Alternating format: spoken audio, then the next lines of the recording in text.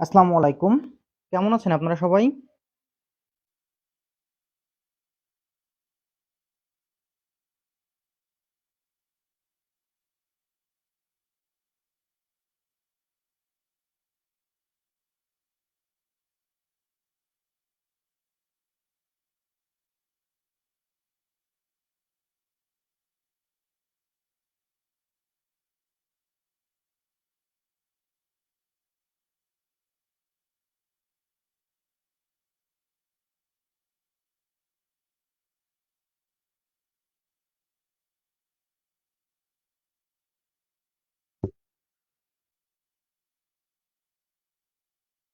আমি আগে থেকে প্রশ্নটা বোর্ডে লিখে ফেলেছি যাতে আপনাদের জন্য সহজ হয়।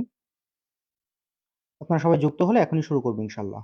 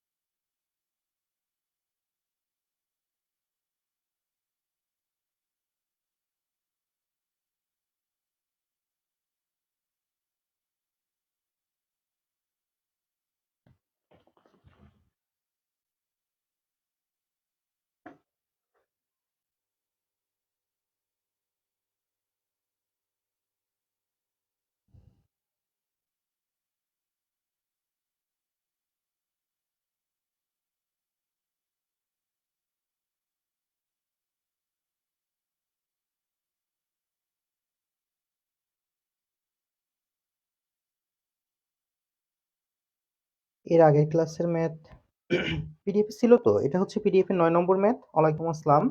আলহামদুলিল্লাহ আমি ভালো আছি ভাই। আপনারা কেমন আছেন? শুরু করব তাহলে? আমার মনে হয় সকলেই যুক্ত হয়েছে না? যারা মোটামুটি ক্লাস করতে চাই।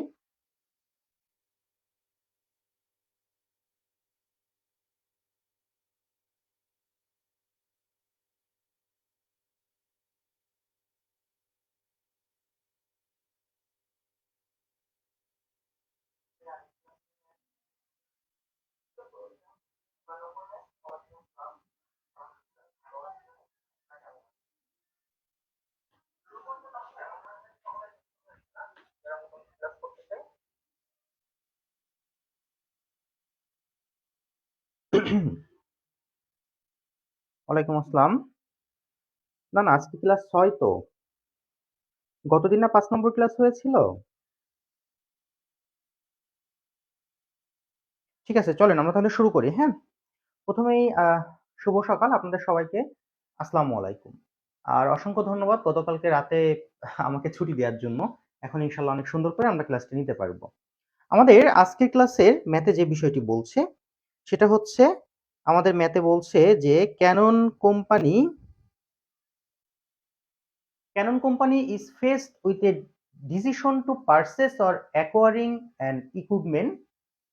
ক্যানন কোম্পানি একটা ইকুইপমেন্ট কেনার জন্য তারা হচ্ছে সিদ্ধান্ত নিতে চায় যে এটা তারা পারচেজ করবে নাকি তারা হচ্ছে এটা আ ইয়ে করবে, আ পারচেজ করার বিষয়ে আরকি সিদ্ধান্ত নিতে চায়।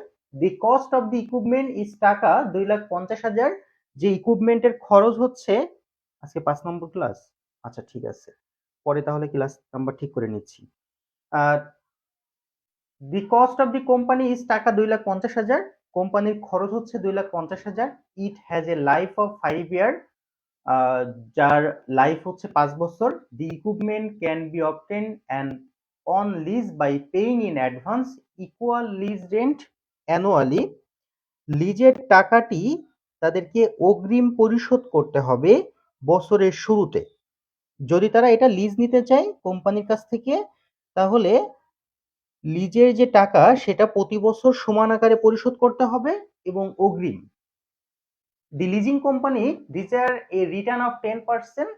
লিজিং কোম্পানি 10% হারে রিটার্ন চায়।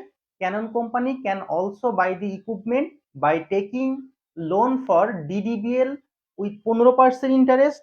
ক্যানন কোম্পানি এই লোনটা মেশিন কেনার জন্য একটা ডাচ বাংলা ব্যাংক থেকে 15% হার সুদে লোন নিতে পারে। The loan is to be paid in 5 equal installment at the end of each year. এই লোনটা তারা 5টা কিস্তিতে বছরের শেষে পরিশোধ করতে পারবে। Corporate tax rate 40%। The company follow straight line depreciation system should it lease or buy the equipment. তাহলে আমাদের ম্যাথে যে বিষয়টি বলা হয়েছে সেটা হচ্ছে, এখানে একটা কোম্পানি, ক্যানন কোম্পানি, তারা একটা ইকুইপমেন্ট পারচেস করতে চায়, মানে তাদের একটা ইকুইপমেন্ট প্রয়োজন। আমরা এই ম্যাথগুলোতে শিখেছি যে কোনো কোম্পানি যদি কোনো কিছুর প্রয়োজন হয়, সেখানে দুইটা ঘটনা ঘটে। একটা হচ্ছে কোম্পানি সেই ইকুইপমেন্টটা লিজ নিতে চাই, লিজ মানে ভাড়ায় নিতে চাই, একজনের কাছ থেকে মাসিক বা বাৎসরিক চুক্তিতে ভাড়ায় সেই ইকুইপমেন্টটা নিতে পারে, অথবা তারা এটা ব্যাংক থেকে ঋণ নিয়ে পারচেস করতে পারে। তো আমাদের কাছে জানতে চেয়েছে যে ক্যানন কোম্পানি তারা কি এই ইকুইপমেন্টটা ভাড়া করে নিবে নাকি তারা ব্যাংক থেকে পারচেস করে নিবে। যদি তারা এটা ভাড়ায় নিতে চায় লিজিং কোম্পানির কাছ থেকে, তাহলে সেই লিজিং কোম্পানি জানিয়েছে তাদেরকে বছরের শুরুতে কিস্তির টাকা পরিশোধ করতে হবে এবং 10% হারে তাদেরকে রিটার্ন দিতে হবে, মানে 10% হারে কিস্তি দিতে হবে। কিন্তু যদি এই কোম্পানি ব্যাংক থেকে ঋণ নিতে চায়, তাহলে ডাচ বাংলা ব্যাংক তাদেরকে ঋণ দিতে রাজি আছে 15% ইন্টারেস্টে, যেখানে 5টা কিস্তিতে ঋণের টাকা পরিশোধ করতে হবে। এবং ম্যাথে কর্পোরেট ট্যাক্স রেট দেওয়া আছে 40%।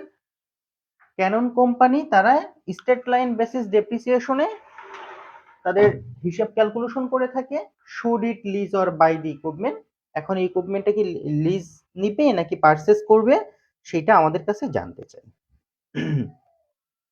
তাহলে দেখেন, ম্যাথ শুরু করার সময় আমরা ঠিক গতকালকে যে কাজটা করেছিলাম, আজকেও একই কাজ করব। ম্যাথের শুরুতে আমরা বাইং অপশনটা ক্যালকুলেশন করব। ও আরেকটা বিষয় বলে রাখি, গতকালকের ম্যাথের সাথে আমাদের আজকের ম্যাথের যে পার্থক্য, সেই পার্থক্যটা হচ্ছে, আজকে আমাদের ম্যাথে বলা হয়েছে যদি কোম্পানি লিজ নিতে চায় তাহলে লিজিং কোম্পানিকে 10% হারে রিটার্ন দিতে হবে এবং যেটা সমান কিস্তিতে বছরের শুরুতে পরিশোধ করতে হবে, পেইং ইন অ্যাডভান্স। তাহলে গতকালকের ম্যাথের সাথে আজকের ম্যাথের পার্থক্যটা শুধুমাত্র এইখানে, যে যদি কোম্পানি এটাকে ভাড়ায় নিতে চায় তাহলে লিজিং কোম্পানিকে সমান কিস্তিতে অগ্রিম টাকা পরিশোধ করতে হবে 10% রিটার্নে। ওকে, প্রশ্ন বুঝতে কোনো অসুবিধা আছে? ম্যাথের শুরুতে আমরা ক্যালকুলেশন করব বাইং অপশন।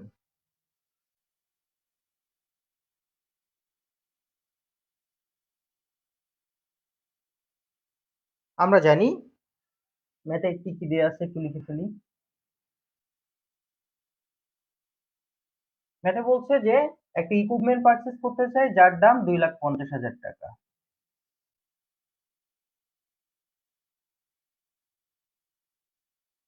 তারপরে বলা হয়েছে যে এন এর মান 5 বছর, ডাচ বাংলা ব্যাংক থেকে 15% সুদে ঋণ নিতে চাই। অ্যানুইটি বের করে দেখাতে হবে, কিস্তি বের করে দেখাতে হবে।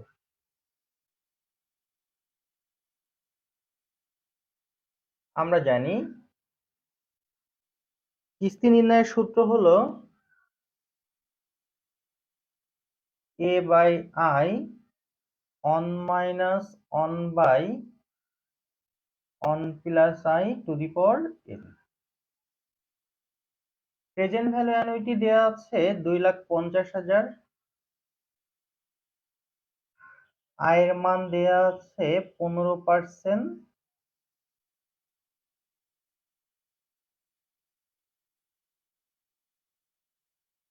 এন এর মান দেয়া আছে 5 বছর।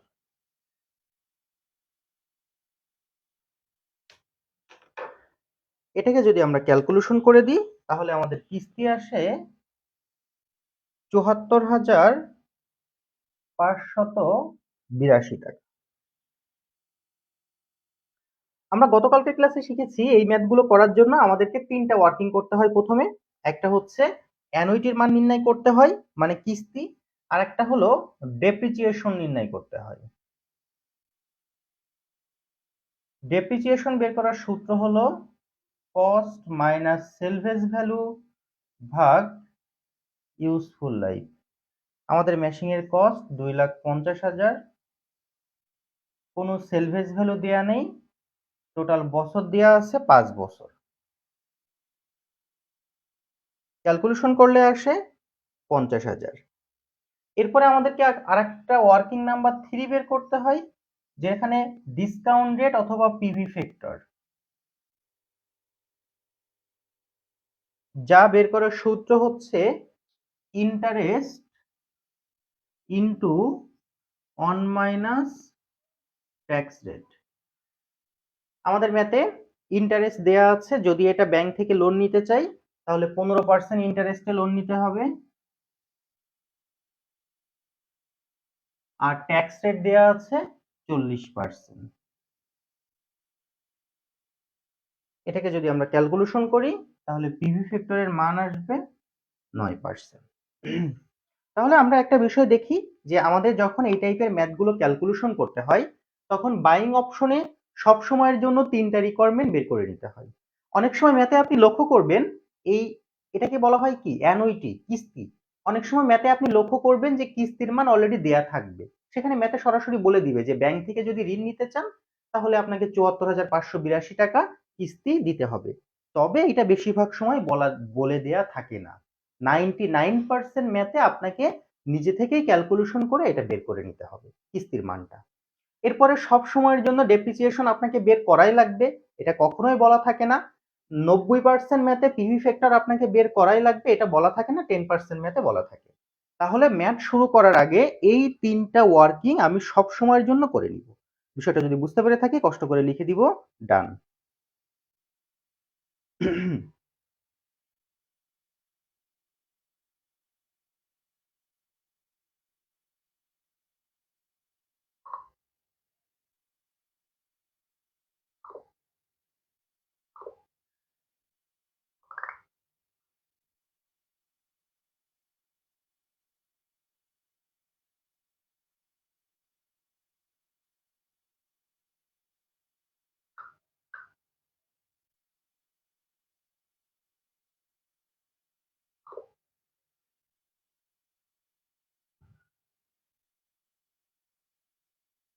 ওকে, এরপরে নেক্সট আমাদের করণীয় হচ্ছে আমরা একটা ছক কাটবো এবং সেই ছকে এন্ট্রি গুলো একের পর এক দেখাবো আর কি।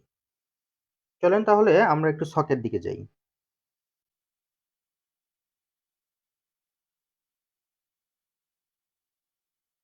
সব ম্যাথেই এই 3টা করব।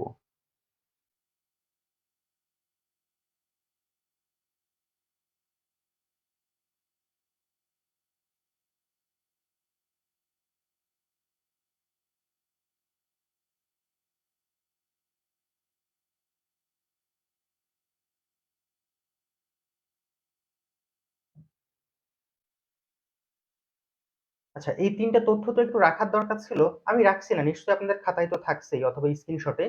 তো আমি মুছে ফেললাম একটু, বাট এই 3টা কিন্তু কাজে লাগবে এখন।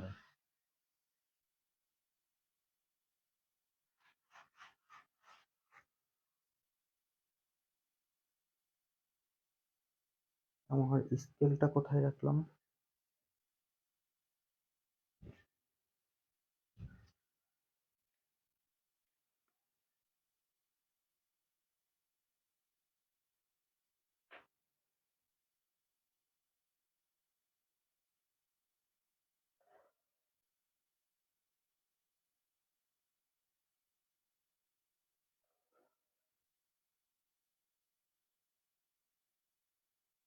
এই ম্যাথগুলো আপনি চাইলে 2টা ছকে করতে পারেন অথবা একটা ছকেও করতে পারেন। আমরা অনেক সময় একটা ছকে দেখাই, আবার আমাদের কিছু কিছু এখন অবশ্য বেশিরভাগ বইয়ে দেখলাম 2টা করে ছক করা। 2টা করে ছক করতে পারেন, একই বিষয়, কিন্তু 2টা ছক করলে একটু সময় অতিরিক্ত নষ্ট হবে, একটা ছক করলে অল্প সময়ে হয়ে যাবে।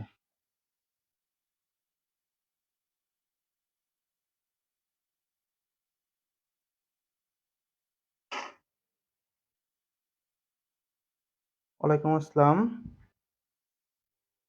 লেট হয়ে গেছে ভাইয়া?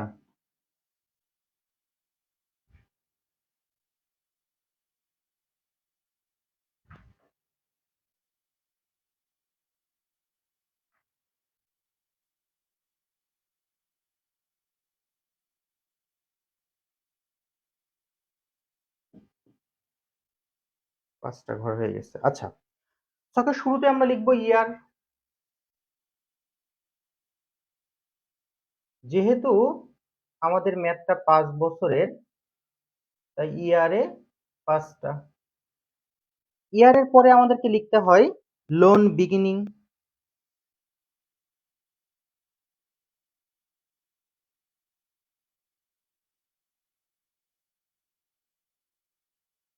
তিন চার 5 নম্বর ক্লাসে আমরা যে টাইপের ছক কেটেছি একই রকম ছক, কোনো পরিবর্তন নেই। এরপরে আমাদেরকে লিখতে হয় ইনস্টলমেন্ট, কিস্তি। এরপরের ঘরের নাম ইন্টারেস্ট।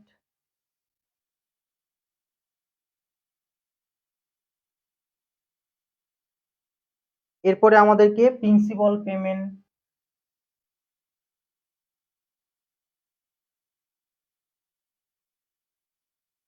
এরপরে আমাদের লোন এন্ডিং।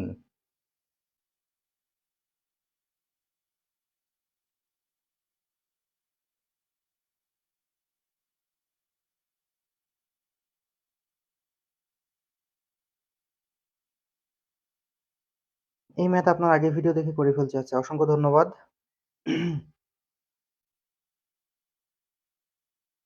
ওকে, তো লোন বিগিনিং, বছরের শুরুতে আমি ব্যাংকের কাছ থেকে কত টাকা লোন নিতে চাচ্ছি। আমাদের এখানে বলা হয়েছিল ব্যাংকের কাছ থেকে লোন নিতে টাকা লাগবে 2,50,000 টাকা। তাহলে বছরের শুরুতে আমি ব্যাংকের কাছ থেকে 2,50,000 টাকা লোন নিতে হবে আমাদের। তাই লোন বিগিনিং 2,50,000। এরপরে ইনস্টলমেন্ট মানে কিস্তি। একটু আগে আমরা কিস্তি নির্ণয় করেছি 74,582 টাকা। আমরা জানি কিস্তি প্রতি বছর সমান হবে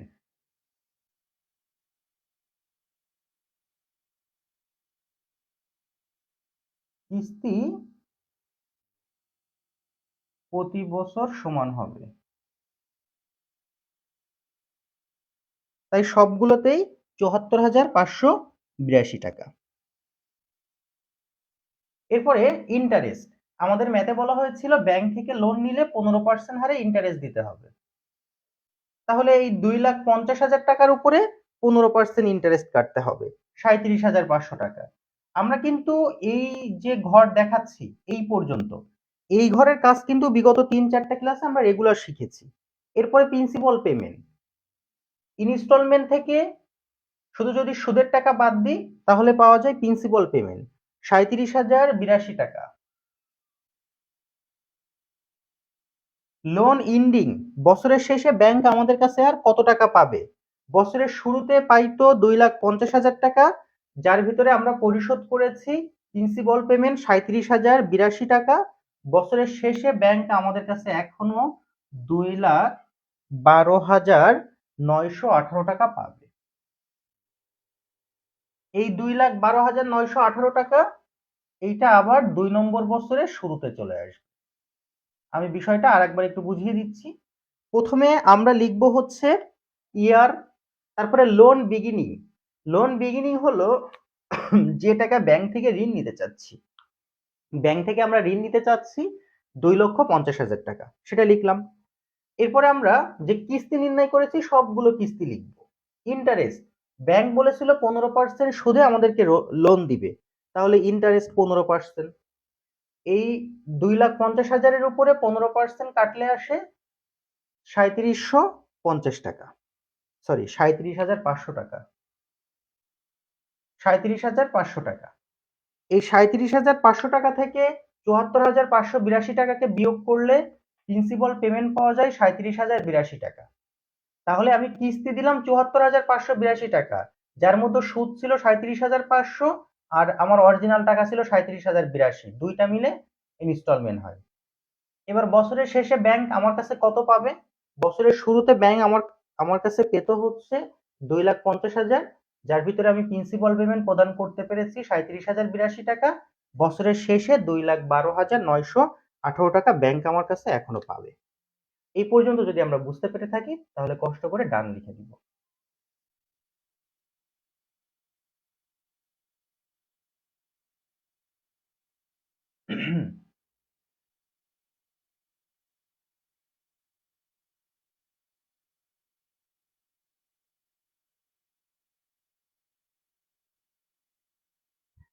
কারণ এই পর্যন্ত কিন্তু আমরা নিয়মিতই শিখেছি, প্রতিদিনের কাজই আমাদের ছিল এই পর্যন্ত শেখা। পরেরটুকু আমি সরাসরি লিখে দিলাম যাতে আমাদের সময় অপচয় না হয়।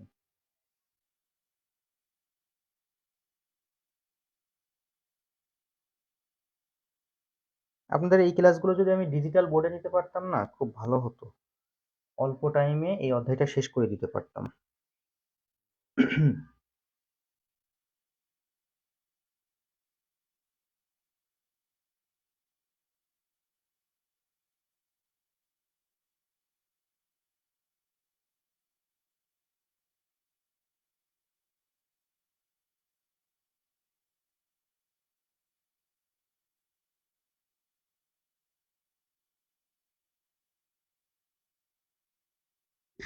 হ্যাঁ, এটা হলো ক্যাপিটাল রিকভারি মেথড।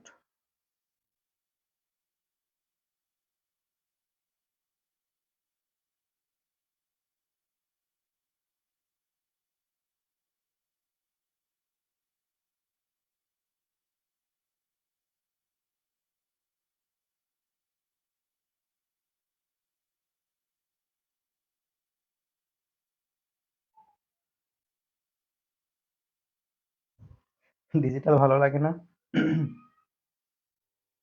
ডিজিটালে হলে সবকিছু সাজানো গোছানো থাকতো, জাস্ট অল্প টাইমে আপনাদেরকে এক একটা ম্যাথ শেখানো যেত। কিন্তু ডিজিটালে আসলে কি সুবিধার মতো অসুবিধাও তো আছে। এখানে যেমন হোয়াইট বোর্ডে আপনারা আমার সাথে সাথে খাতায় ম্যাথ করতে পারেন, ডিজিটাল বোর্ড হলে এত সময় দেখা যেত এই ম্যাথ আমার পড়ানো শেষ হয়ে গেছে, কারণ সেখানে অ্যান্সার লেখা থাকতো, সেখানে প্রশ্ন লেখা থাকতো এবং দেখা যাইতো অনেক দ্রুত আমরা শেষ করতে পারতাম।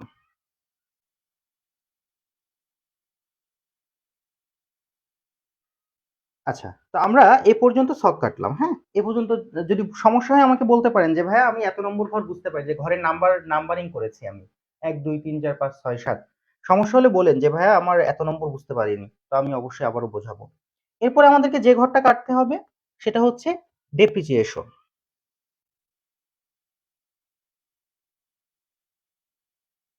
আমরা একটু আগে আমাদের ডেপ্রিসিয়েশন বের করেছিলাম, যেখানে আমাদের প্রতি বছরের ডেপ্রিসিয়েশন হয়েছিল 50,000 টাকা। তাহলে ডেপ্রিসিয়েশন 50,000,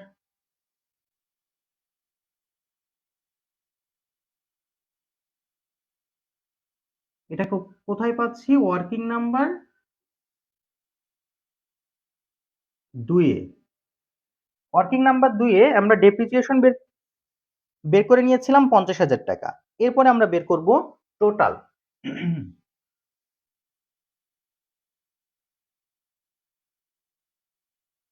টোটাল, হ্যাঁ, টোটালের ঘর ব্ল্যাকবোর্ড আর চক পেন্সিল আরো আছে, হ্যাঁ। টোটালটা হচ্ছে আমাদের ডেপ্রিসিয়েশনের টাকা আর ইন্টারেস্টের টাকা, এই দুইটা টাকা যোগ করলে পাওয়া যায় টোটালের টাকা। অর্থাৎ 4 নম্বর ঘরের টাকা আর 7 নম্বর ঘরের টাকা, এটা যোগ করলে পাওয়া যায় টোটাল। 4 নম্বর ঘর আর 7 নম্বর ঘরকে যোগ করলে টোটালের টাকা পাওয়া যাবে। ঠিক আছে?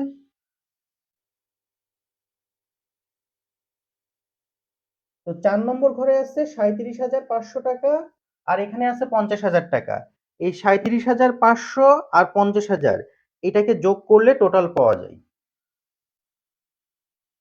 87,500 টাকা, 31,938 টাকা আর 50,000 টাকা, এটাকে যোগ করলে আমাদের পাওয়া যায় 81,938 টাকা। তারপরেরটা 75,541 টাকা, 68,185 টাকা, 59,776 টাকা। ঠিক আছে, এরপরে আমাদেরকে বের করতে হবে ট্যাক্স। আমাদের ম্যাথে ট্যাক্স রেট দেয়া ছিল 40%। 9 নম্বর ঘর, 8 নম্বর ঘরের টাকা গুণিত 40%, অর্থাৎ এই টাকার উপরে 40%, এটার উপরে 40%, এটার উপরে 40%। 8 নম্বর ঘরের টাকার উপরে 40% হারে ট্যাক্স কাটতে হবে। তো 40% ট্যাক্স আসে আমাদের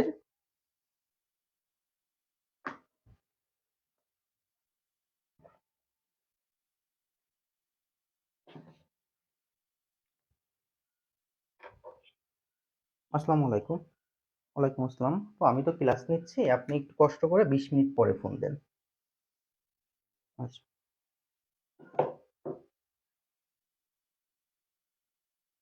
ট্যাক্স আসে 35,000, তারপরে 32,775,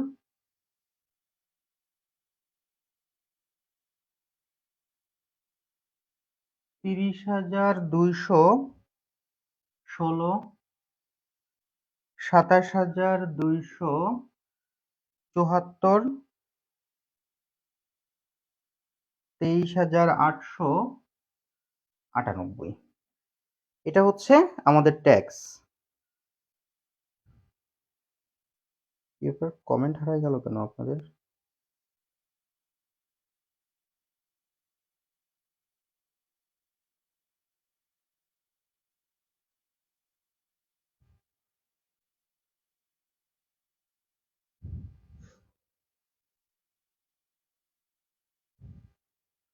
বুঝলাম না, কমেন্ট লাইক তো ঠিক আছে, একটু সময় দেন তো, কমেন্ট খুঁজে পাচ্ছি না।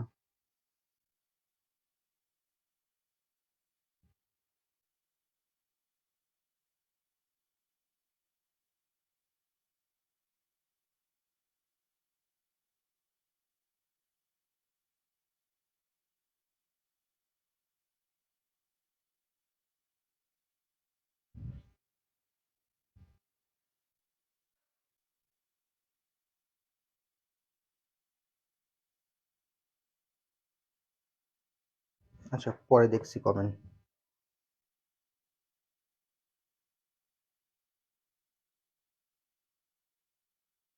ট্যাক্সের পরে এরপরে যে ঘরটা সেটা হচ্ছে এনসিএফ,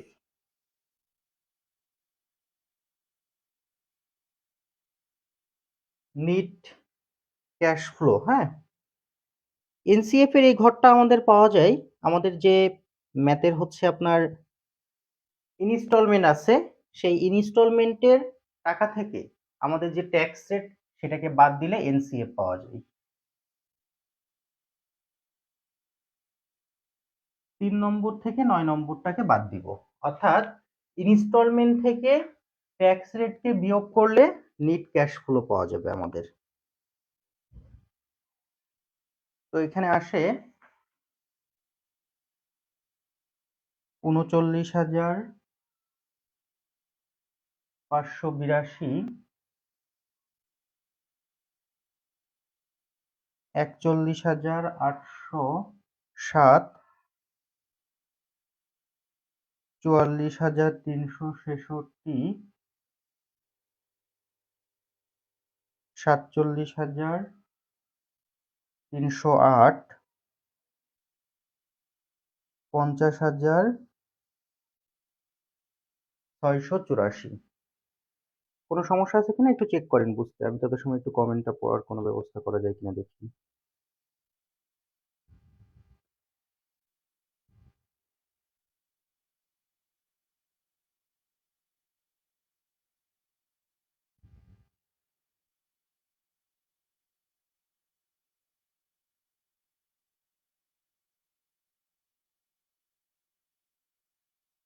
ওকে, কমেন্ট দেখতে পাচ্ছি।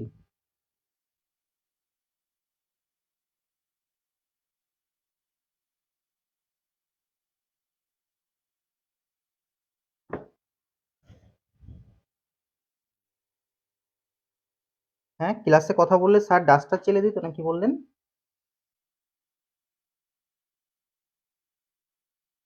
ট্যাক্স অল টাইম দেয়া থাকবে। এই ম্যাথগুলোতে আমি কোনো ম্যাথই দেখিনি যেখানে ট্যাক্স দেয়া নেই কিন্তু। সবসময় ট্যাক্স পেয়েছি আমরা। এরপরে আমাদের পিভি ফ্যাক্টর। আমরা আমাদের ওয়ার্কিং নাম্বার ৩ এ পিভি ফ্যাক্টর বের করেছিলাম। তো সেখানে বলা হয়েছিল পিভি ফ্যাক্টর ৯%। এই ৯%টা কোথায় পেয়েছি? ওয়ার্কিং নাম্বার ৩ এ।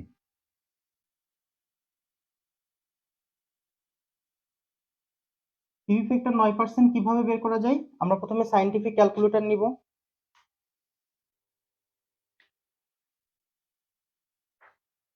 নেয়ার পরে ১ ভাগ ১.০৯ ১ ভাগ ১.০৯ ইকুয়াল টু দিলাম। এটা হচ্ছে প্রথম বছরের মান। ১ ভাগ ১.০৯ ইকুয়াল টু দিলে প্রথম বছরের মান। তারপরে ভাগ ১.০৯ ভাগ ১.০৯ সমান সমান দিলে দ্বিতীয় বছরের মান। আবার সমান সমান দিলে ৩ নম্বর বছর, ৪ নম্বর, ৫ নম্বর বছরের মান। এভাবে আমরা বের করে থাকি।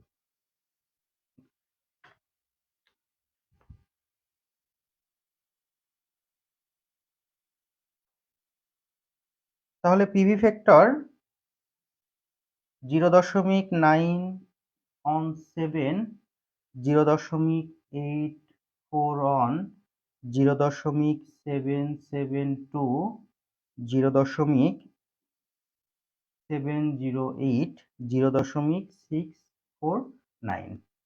পিভি এনসিএফ আর পিভি ফ্যাক্টর গুণ করলে পিভি পাওয়া যায়।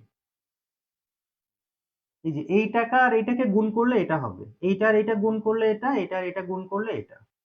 তো গুণ করলে আমাদের আসে ৩৬,০০০। দেখেন গতকালকের যে ক্লাসটা আমরা নিয়েছিলাম অর্থাৎ ৪ নম্বর ক্লাস, গতকাল না মানে তার আগের দিন, সেই ৪ নম্বর ক্লাসের সাথে এই যে বোর্ডে যে ম্যাথটা এখন দেখানো হচ্ছে এটা কিন্তু কোনো পার্থক্য নাই, শুধু জাস্ট ডিজিটের পরিবর্তন। একদম হুবহু সেম সেম একই ম্যাথ। তাহলে এই ম্যাথের পার্থক্যটা আমাদের লিজ অপশনে যেটা এখনো পর্যন্ত আমরা শেখাইনি। সবগুলো পিভি কে যদি যোগ করে দিই তাহলে টিপিভির মান আসে ১,৭২,২১৪ টাকা। টিপিভি ১,৭২,২১৪ টাকা। এই পর্যন্ত যদি আমরা বুঝতে পেরে থাকি তাহলে কষ্ট করে ডান লিখে দিব।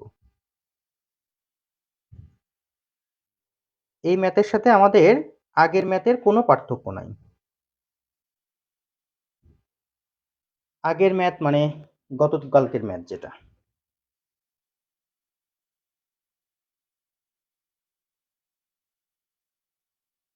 শুধু লিজ অপশনটাই পার্থক্য আমাদের, যেটা আমরা এখনো শেখাইনি, এবার শেখাবো ইনশাল্লাহ। আচ্ছা, তাহলে এখানে আমরা আমাদের একটা টিপিভির মান বের করলাম। এইটা যেহেতু বলছেন কোনো সমস্যা নাই, আমি তাহলে পরবর্তীতে চলে যাচ্ছি। ঠিক আছে, যেখানে আসলে আমাদের মেন কাজ। এটা মুছে দিলাম। একটা স্ক্রিনশট দিয়ে নেবেন নাকি ওই পাশটা?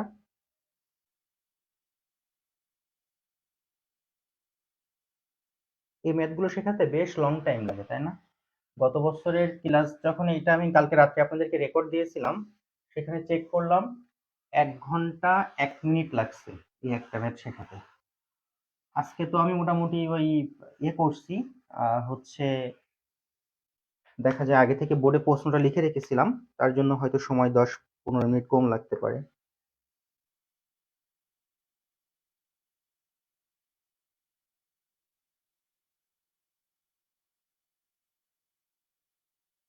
Lease option.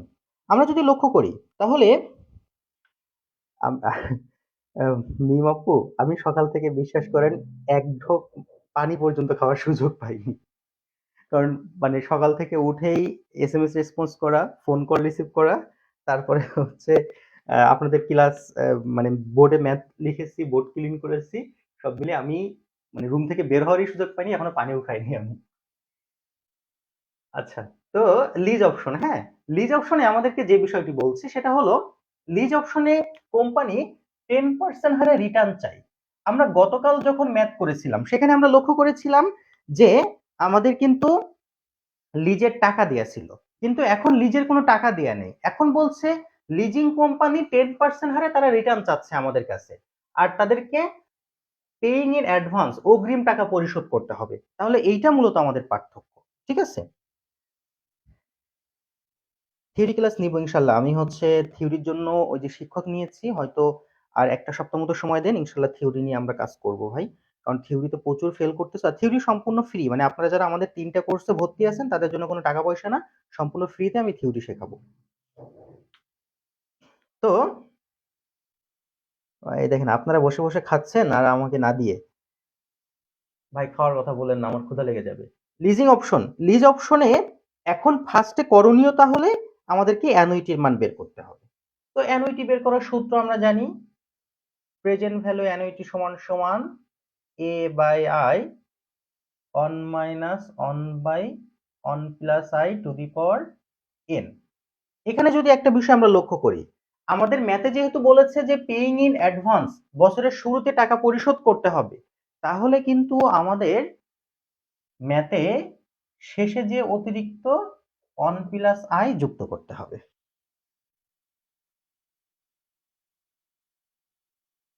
তাহলে তো রিমা আপু আপনি আমার থেকে এক ধাপ সামনে এগিয়ে আছেন। অন প্লাস আই যুক্ত করতে হবে। ওকে, তো আমরা ম্যাথে লক্ষ্য করেছিলাম, অর্থাৎ বাইং অপশনের সময়ও প্রেজেন্ট ভ্যালু অ্যানুইটি আমাদের 2,50,000 টাকা, অর্থাৎ যে ইকুইপমেন্টটা লিজ নেওয়া হবে তার মূল্য হচ্ছে 2,50,000 টাকা। ইন্টারেস্ট, লিজিং কোম্পানিকে আমাদেরকে 10% হারে ইন্টারেস্ট দিতে হবে, আয়ের মান 10%,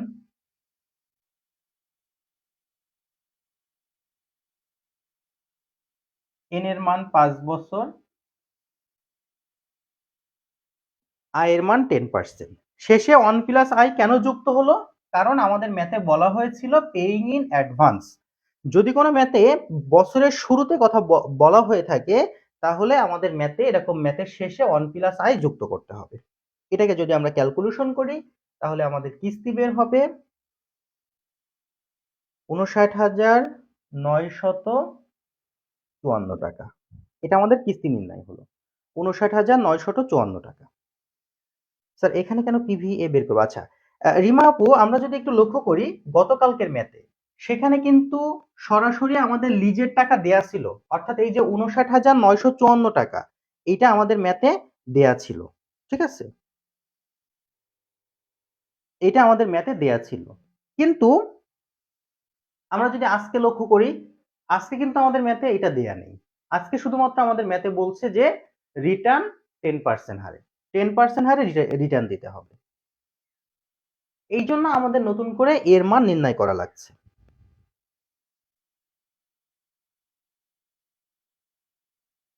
আমরা কি বুঝতে পেরেছি বিষয়টা যে কেন বের করলাম এটা? এবং আরেকটা বিষয় যদি আমরা লক্ষ্য করি, ম্যাথে বলা হয়েছিল পেইং ইন অ্যাডভান্স।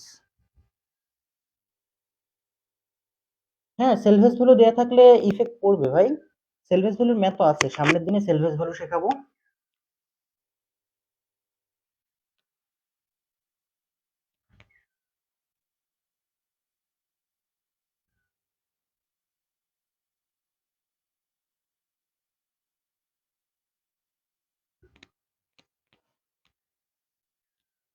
ম্যাথের শুরুতে লিখবো ইয়ার।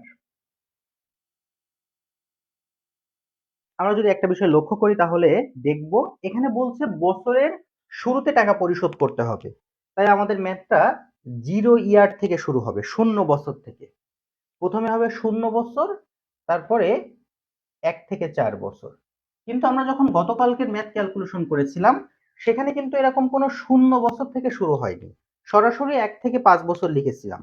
কিন্তু আজকে আমরা লিখছি 0 বছর, তারপরে 1 থেকে 4 বছর, মানে এখানে 1 থেকে 4 বছর আর 0 বছর, মোট 5 বছর। হ্যাঁ, পার্সেন্টেজ দেওয়া থাকলে এই সূত্র বের করে অ্যামাউন্ট বের করব।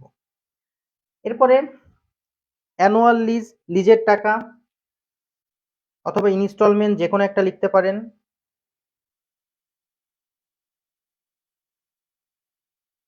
অ্যানুয়াল লিজের টাকা আসে আমাদের শর্ত অনুসারে বছরের শুরুতে পরিশোধ করতে হবে 954 টাকা।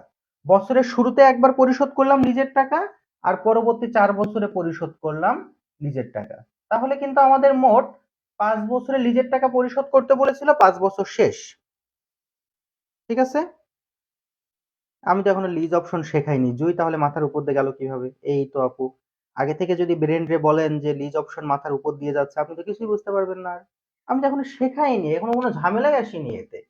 এই ঘরে একটু ঝামেলা আছে, সেই ঘরটা এখনো যায়নি, আপনি বলছেন মাথার উপর দিয়ে যাচ্ছে, তাহলে হবে? আচ্ছা, শূন্য কিভাবে হবে? শূন্যটা হচ্ছে বলেছে বছরের শুরুতে লিজের টাকা দিতে হবে। মনে করেন আপনি কোনো একটা ব্যাংকের কাছ থেকে ঋণ নিয়েছেন। এখন সেই ব্যাংকের ম্যানেজার আপনাকে বলছে আপনি যদি ঋণ নিতে চান তাহলে বছরের শুরুতে ঋণের কিস্তির টাকা পরিশোধ করতে হবে। সাধারণত আমাদের দেশে কি দেখা যায়, যদি আপনি ঋণ নেন তাহলে বছরের শেষে কিস্তি পরিশোধ করতে হয়। কিন্তু শর্তে বলছে ঋণ নিলে বছরের শুরুতে কিস্তি দিতে হবে। মানে আপনি যেদিন ঋণ নিচ্ছেন ওই দিন আপনাকে কিস্তি দিতে হবে। আপনি যেদিন লিজ নিচ্ছেন সেই দিন আপনাকে লিজের টাকা দিতে হবে। তাহলে যেদিন লিজ নিচ্ছেন সেই দিন যদি লিজের টাকা দিতে হয়, বছরের শুরুতে লিজের টাকা দিতে হবে। আপনি আজকে মনে করেন একটা লিজ নিচ্ছেন, আজকেই লিজের টাকা দিতে হবে। তাই 0 বছরে লিজের টাকা, এটার মানে হলো বছরের শুরুর দিনই লিজের টাকা দিতে হবে। এখন শর্ত ছিল কি, যে 5টা কিস্তিতে আপনার টাকা পরিশোধ করতে হবে। তাহলে আপনি প্রথমে একটা কিস্তি পরিশোধ করলেন, এরপরে আপনি 1 থেকে 4 বছর মানে 4টা কিস্তি দিলেন। তাহলে এখানে 4টা কিস্তি আর এখানে একটা কিস্তি, মোট 5টা কিস্তিতে লিজের টাকা পরিশোধ হয়ে গেল। এ পর্যন্ত বুঝতে পেরে থাকলে ডান লেখেন।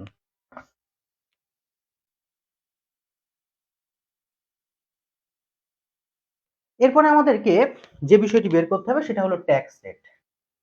ম্যাথে দেওয়া ছিল 40%। ট্যাক্স দিতে হয় সরকারকে। এখন সাধারণত ট্যাক্সের সিস্টেমটা কি বাংলাদেশে? বাংলাদেশ সরকারকে ট্যাক্স প্রদান করতে হয় আপনি সারা বছর যে টাকা ইনকাম করছেন সেই টাকার উপরে বছরের শেষে যে ট্যাক্স দিতে হয়, নাকি বছরের শুরুতে ট্যাক্স দেন?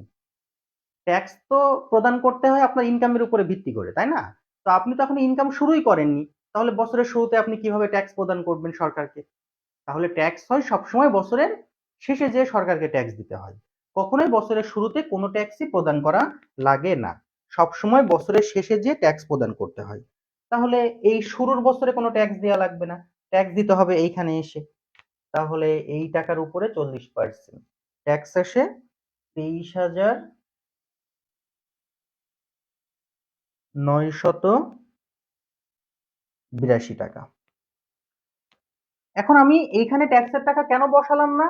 কারণ এটা তো শুরুর বছর, মানে একদম বছরের শুরু, বছরের প্রথম তো আর ট্যাক্স দেওয়া লাগে না, ট্যাক্স দিতে হয় বছরের শেষে। তাই 1 থেকে 4 বছর এখানে এসে আমি ট্যাক্সের টাকা দিলাম। কিন্তু একটা বিষয় যদি আমরা লক্ষ্য করি তাহলে দেখব এটা কিন্তু 1 থেকে 4 বছর, বাট আমাদের হচ্ছে আপনার ম্যাথ তো 5 বছরের। এখন যদি আপনি এখানে এসে ট্যাক্স দেন তাহলে সরকারকে মাত্র 4 বছরের ট্যাক্স দেওয়া হলো, কিন্তু ট্যাক্স তো 5 বছরের দিতে হবে। তাই অবশিষ্ট আর 1 বছরের যে ট্যাক্স সেইটা এই ঘরে এসে দিয়ে দিতে হবে 23,982 টাকা। তাহলে সরকারকে ট্যাক্স দিতে হবে 5 বছরের। ঠিক আছে, 5 বছরের ভিতরে আমরা ট্যাক্স জানি বছরের শেষে ট্যাক্স দিতে হয়, তাই এখানে কোনো ট্যাক্স দেওয়া লাগলো না। এখানে ট্যাক্স দিলাম 1 থেকে 4 বছরের, আর অবশিষ্ট যে 1 বছর থাকছে সেই 1 বছরের ট্যাক্সটা নিচেই প্রদান করলাম। বুঝতে পেরেছি?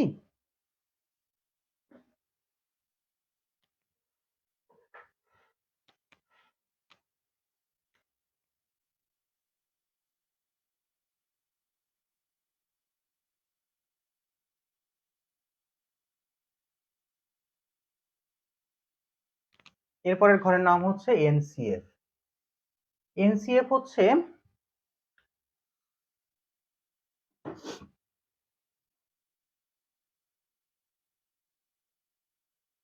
হ্যাঁ, 5 নম্বর বছরে যে আমরা শুধুমাত্র ট্যাক্সের টাকাটা দিব। ওকে, চলেন আরেকবার একটু বলি। বিষয়টা হলো যে সাধারণত ট্যাক্স কখন দেয়া হয় সেটা আমরা একটু শিখি। ট্যাক্স দিতে হয় বছরের শেষে। মনে করেন আপনি সারা বছর ব্যবসা করেছেন বা বিভিন্নভাবে ইনকাম করেছেন।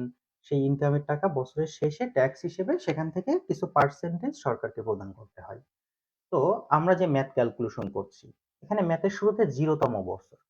0 তম বছরের যে টাকা, এইটার উপরে কিন্তু কোনো ট্যাক্স দেয়া লাগে না। কেন দেয়া লাগবে না? কারণ এটা তো বছরের শুরু। বছরের শুরুতে কোনো ট্যাক্স আসে না। তাই এখানে কোনো ট্যাক্স দেয়া লাগবে না। ঠিক আছে? ট্যাক্স দিতে হবে এইখানে এসে। এটা হলো ১ থেকে ৪ বছর। এইখানে এসে ট্যাক্স প্রদান করতে হবে।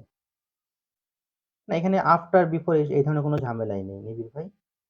তাহলে এইখানে এসে আমরা ট্যাক্স পরিশোধ করলাম।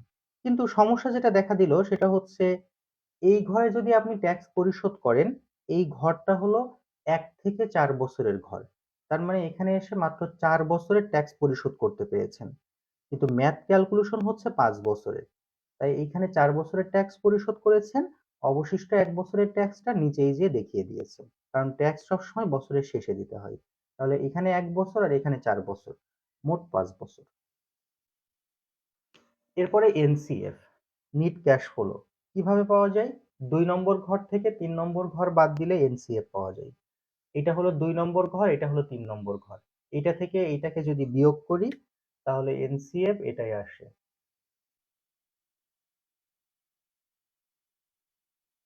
এটা থেকে এইটাকে যদি বিয়োগ করি তাহলে এনসিএফ হয় ৩৫,৯৭২ টাকা। এরপরে এইখানে তো আমাদের কিছুই নেই, তাই না? তাহলে কিছুই নেই থেকে এটাকে যদি বিয়োগ করি তাহলে এখানে তো মনে করেন শূন্য, কিছু নেই মানে শূন্য আছে। শূন্য থেকে যদি এটাকে বিয়োগ করি তাহলে এখানে উত্তর হয় বিয়োগ ২৩,৯৮২ টাকা।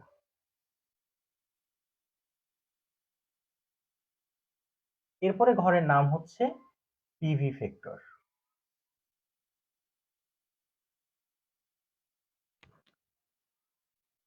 এনসিএফ এর ঘর বুঝতে পেরেছি আমরা। পিভি ফ্যাক্টর, পিভি ফ্যাক্টর কিভাবে বের করা যায়? দেখেন,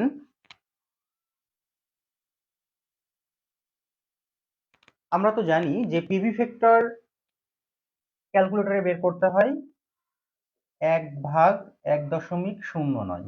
এইভাবে আমরা আমাদের পিভি ফ্যাক্টরটাকে বের করে থাকি। কিন্তু আমরা একটা বিষয় যদি লক্ষ্য করি তাহলে দেখতে পাচ্ছি, আচ্ছা এই প্রথম বছরে কোনো পিভি ফ্যাক্টর নেই, 0 বছরে, তাই এখানে ১। কিন্তু আমরা একটা বিষয় দেখতে পারি, সেটা হচ্ছে এইভাবে যদি পিভি ফ্যাক্টর বের করি তাহলে আমরা প্রতি বছরের পিভি ফ্যাক্টর আলাদা আলাদা ভাবে বের করতে পারবো। প্রতি বছরের মানে প্রথম বছর, দ্বিতীয় বছর, তৃতীয় বছর, এইভাবে আলাদা আলাদা ভাবে বের করতে পারবো। কিন্তু আমাদের এই ম্যাথটাতে বলা হয়েছিল এই ম্যাথটা হচ্ছে ১ থেকে ৪ বছরের ম্যাথ। তাহলে গতকালকের ক্লাসে আমরা যেভাবে পিভি ফ্যাক্টর বের করেছিলাম, গতকালকে কিভাবে বের করেছিলাম মনে আছে? গতকাল মানে এর আগের যে ক্লাসটা হয়েছে, সেইখানে পিভি ফ্যাক্টর যেভাবে বের করেছিলাম ঠিক একইভাবে ১ থেকে ৪ বছরের পিভি ফ্যাক্টরকে বের করতে হবে।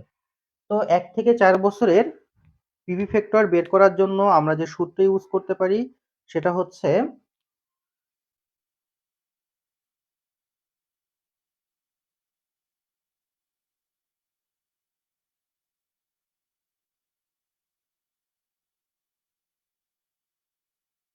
এই সূত্র, 1 minus 1 by 1 plus I to the power N ভাগ আই। এটা হচ্ছে একই সাথে একাধিক বছরের পিভি ফ্যাক্টর বের করার সূত্র। এই সূত্রের মানগুলো বসিয়ে দিলে পিভি ফ্যাক্টর চলে আসবে।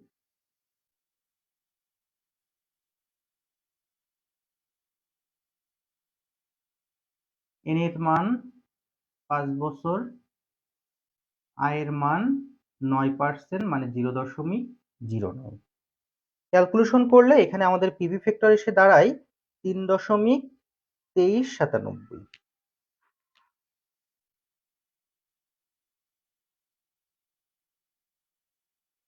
তাহলে এই পিভি ফ্যাক্টর আমরা গতদিন কিন্তু একইভাবে বের করেছিলাম এইভাবে।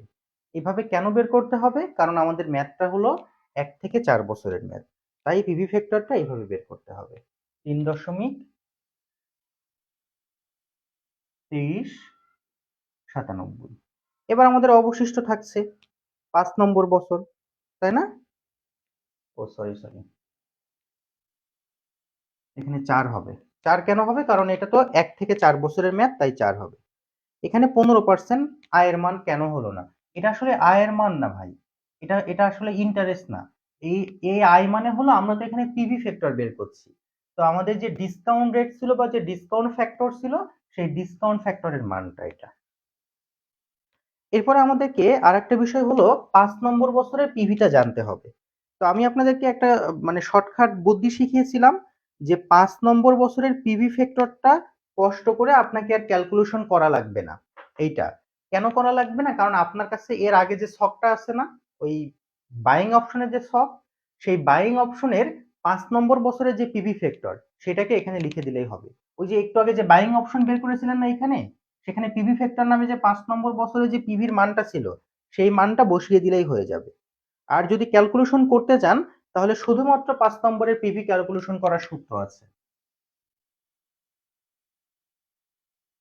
সূত্র হচ্ছে one by one plus I to the power N. এই সূত্র দিয়ে আপনি বের করতে পারবেন। তাহলে আয়ের মান 0.09, এখানে আমি শুধুমাত্র 5 নম্বর বছরেরটা ক্যালকুলেশন করতে চাচ্ছি। ক্যালকুলেশন করলে উত্তর আসবে 0.649।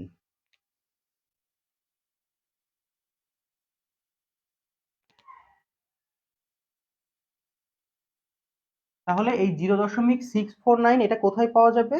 এটা আমাদের ওই যে ম্যাথের শুরুতে ওইখানে দেয়া রয়েছে, ওইখান থেকেও আপনি নিয়ে নিতে পারেন, অথবা এইভাবেও বের করে নিতে পারেন। ঠিক আছে? বাহ, আজকেও দেখছি 1 ঘন্টা লাগলো এই ম্যাথটা শেখাতে। এরপরে পিভি। পিভি জাস্ট পাওয়া যায় পিভি ফ্যাক্টর আর এনসিএফ কে গুণ করলেই পিভি পাওয়া যায়।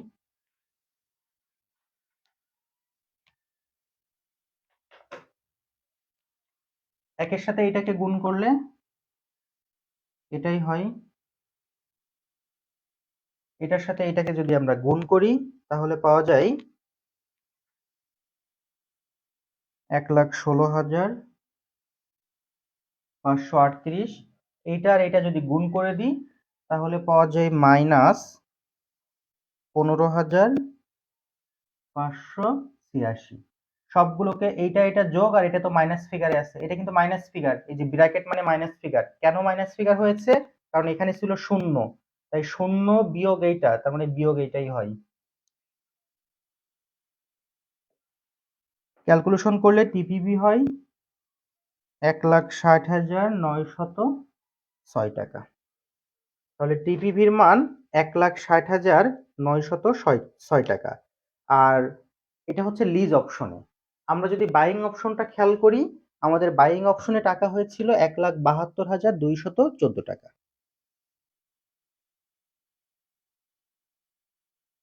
তাহলে আমরা কোম্পানিকে উপদেশ দিব যে আপনি লিজ অপশনটাকে চুজ করেন, কারণ লিজ অপশনের খরচ সব থেকে কম। তাহলে আমরা বলবো lease option should be selected by Canon company.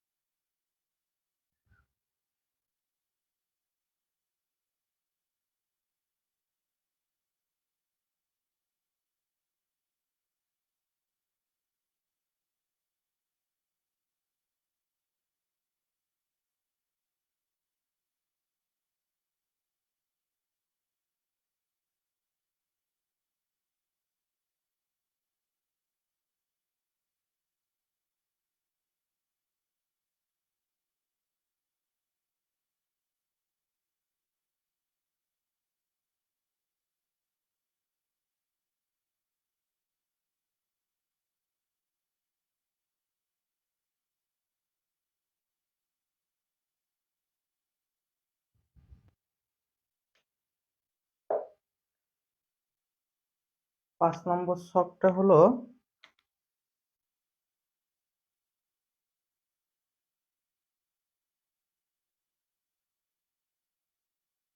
5 নম্বর হলো পিভি ফ্যাক্টর আর পরেরটা হলো শুধু পিভি।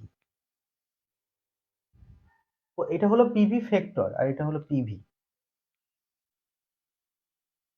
ও নিচে তো দেখা যাচ্ছে না।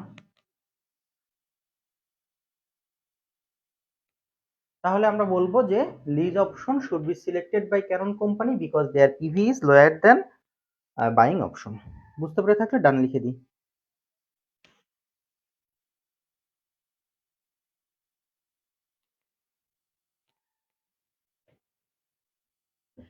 দেখছেন তাহলে গতকালকে রাতে আমি কেন এই ক্লাসটা নিই নাই, এই জন্য।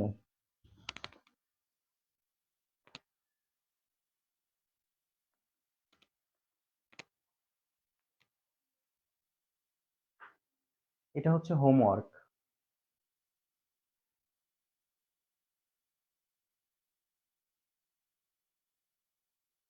হোমওয়ার্কে কিন্তু আপনার লিজ অপশনে টাকা দেয়াই আছে।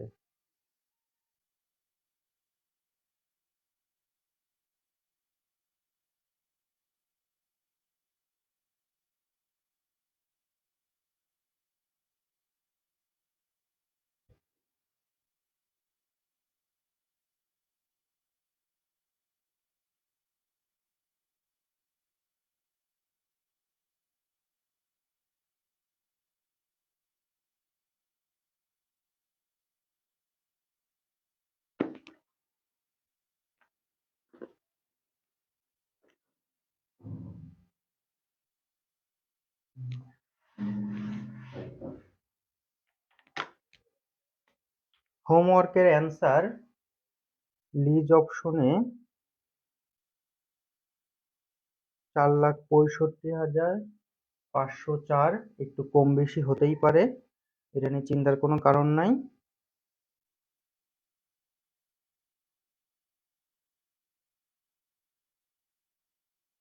বাইং অপশনে উত্তর হবে